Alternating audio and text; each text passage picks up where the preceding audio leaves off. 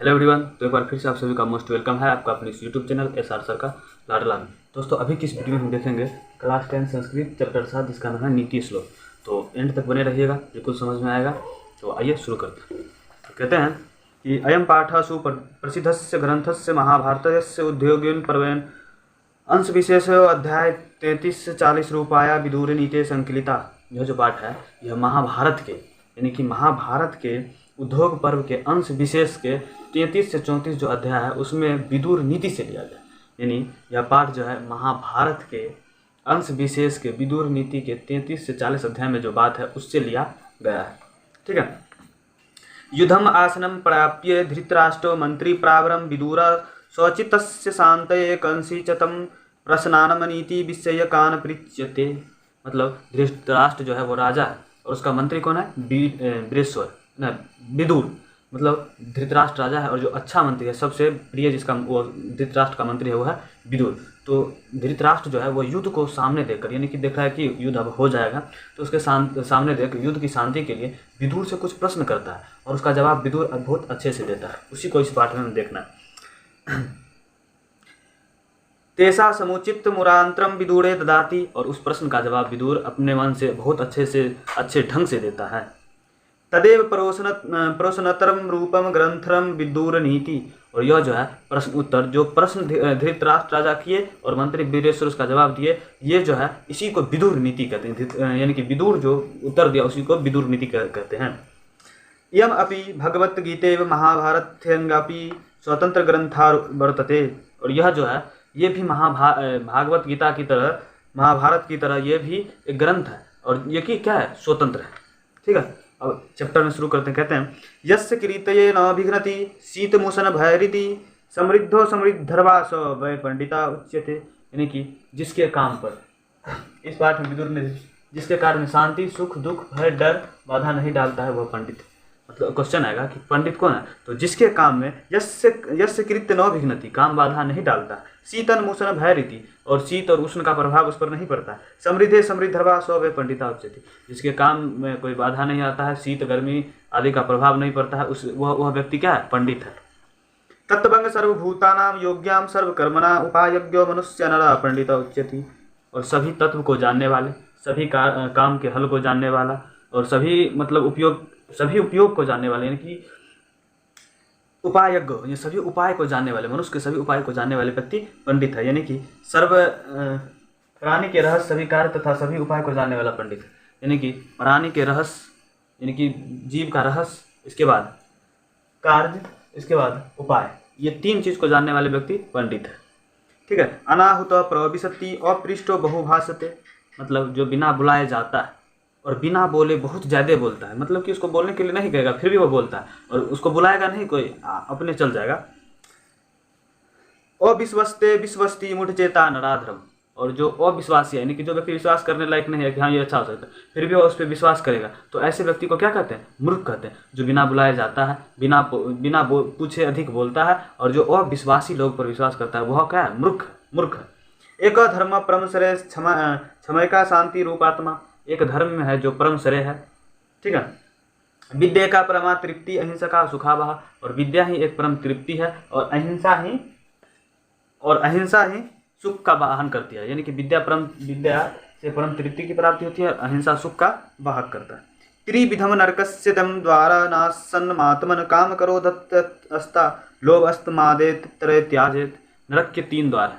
यानी कि अगर कोई व्यक्ति सफल हो रहा है और उसके काम में कोई बाधा डालेगा तो वह 3 काम डालेगा। यानी कि कोई व्यक्ति नरक कब जा सकता है? तो जिसको काम क्रोध और लोभ ये 3 चीज घेर लिया, समझो व्यक्ति नरक में जाएगा। ठीक है। यानी कि नरक का ये द्वार 3 है, काम क्रोध और लोभ। इसीलिए सभी मनुष्य को काम क्रोध और लोभ को त्याग देना चाहिए ताकि वह नरक से जाने से बचे। खष्ट दोषा पुरुषेन हत्वया भूति मीच तथा निंद्रा तंद्रता भय क्रोध आलस्य दीर्घ शत्रुता।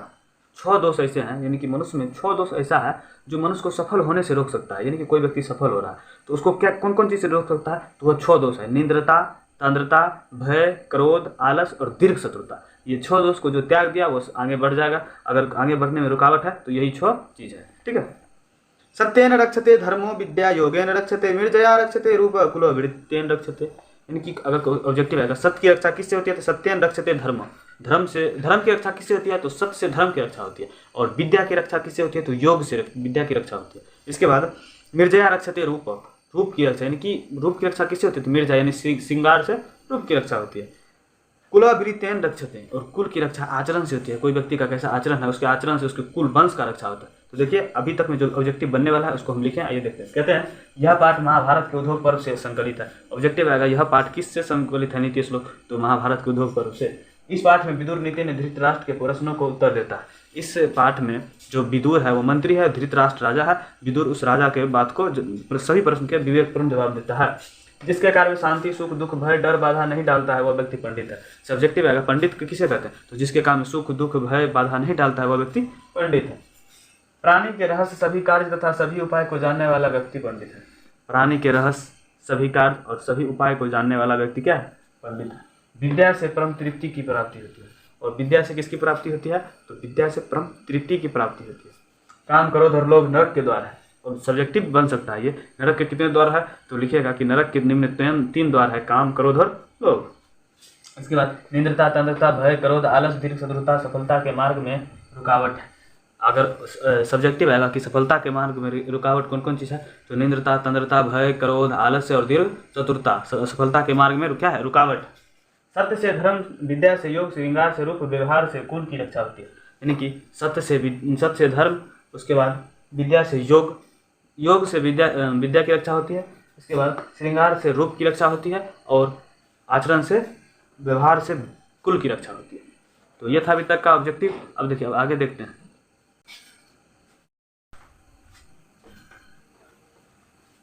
तो आइए अब नेक्स्ट देखते हैं। कहते हैं कि सुलभा पुरुषा राजन सतत प्रिय बादिन अप्रियस्य तु पथ रस्य वक्ता श्रोता च दुर्लभ।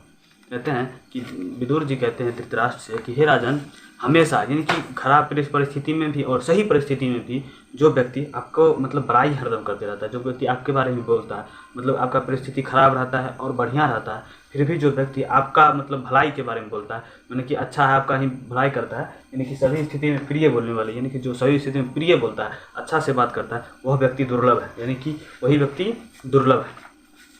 विदुर जी कहते हैं पूजनीया महाभागा पुण्यासच गृहदीपय स्त्रियो श्रियो गृहस्यो कथा अस्माद्रक्षया विशेषतः। कहते हैं कि घर की जो लक्ष्मी होती है, घर की पूजनीय, घर का शोभा, घर का रक्षा करने वाली जो है वो स्त्री होती है। इसीलिए स्त्रियों को विशेष रूप से पूजनीय माना गया है। यानी कि घर का ऐश्वर्य, घर का प्रकाश, घर का लक्ष्मी कौन होता है तो स्त्री होता है, इसमें यह बताया गया है। और स्त्रियों को पूजनीय माना गया है। अकृति विनियो हंति हन्यंतंत्र पराक्रम हंति नित्यम क्षमा क्रोध मचारो हन्यंत लक्षणम। देखिए आकृति यानी कि जो अपसय से विनय का नाश होता है।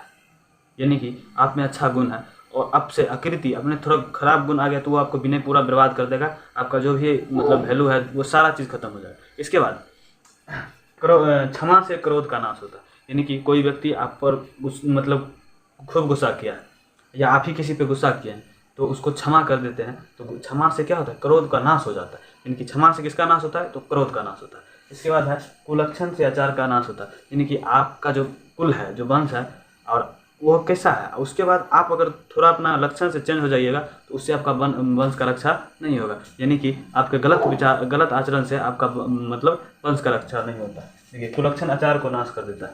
यानी कि अगर आपका गलत व्यवहार है, मतलब कि थोड़ा खराब व्यवहार है, तो वो आपका क्या करेगा कि मतलब कुलक्षण यानी कि अपने खानदान को नाश कर देगा। यानी कि जो पुराना रीति है उसको नाश कर देगा। कौन तो कुलक्षण, यानी कि थोड़ा सा भी खराब लक्षण आ गया। तो देखिए तो अभी तक जो ऑब्जेक्टिव यहाँ से बन सकते हैं वो हम लिखे हैं कि सभी स्थिति में प्रिय बोलने वाला व्यक्ति दुर्लभ है। अगर सब्जेक्टिव भी आ जाए तो इसको ऐसे लिखेगा, कहेगा कि कौन व्यक्ति दुर्लभ है तो कहिएगा कि वैसा व्यक्ति जो किसी भी परिस्थिति में, खराब या सही परिस्थिति में भी हमेशा प्रिय बोलते हैं, वह व्यक्ति क्या है अत्यंत दुर्लभ है। घर का ऐश्वर्य, घर का प्रकाश स्त्री है। घर का ऐश्वर्य, घर का प्रकाश स्त्री है, इसलिए स्त्री को विशेष रूप से पूजनीय माना गया। अपसय विनय को नाश करता है। ऑब्जेक्टिव आएगा कि अपसय किसको मारता है तो विनय को मारता है। इसके बाद अनर्थ पराक्रम को नाश करता है। अनर्थ किसको नाश करता है, अनर्थ मतलब पराक्रम को नाश करता है। कौन, अनर्थ। क्षमा क्रोध को नाश करता है। और क्षमा, आप किसी को क्षमा कर दीजिएगा तो इससे आपका क्रोध नष्ट हो जाएगा। तो क्या हुआ कि क्षमा क्या क्या क्रोध को नाश किया। कुलक्षण आचार को नाश करता है, यानी कि कुलक्षण आप में मतलब गलत व्यवहार है तो वह आपके क्या करेगा कि पुराना पूर्वज मतलब आपका वंश को नाश कर देगा। तो दोस्तों ये लास्ट पॉइंट था, पूरा वीडियो एंड हो गया। तो कैसा लगा वीडियो कमेंट करके जरूर बताइएगा, लाइक शेयर सब्सक्राइब करते रहिएगा। तो मिलते हैं नेक्स्ट वीडियो में, तब तक के लिए धन्यवाद। आप इसका स्क्रीनशॉट ले सकते हैं।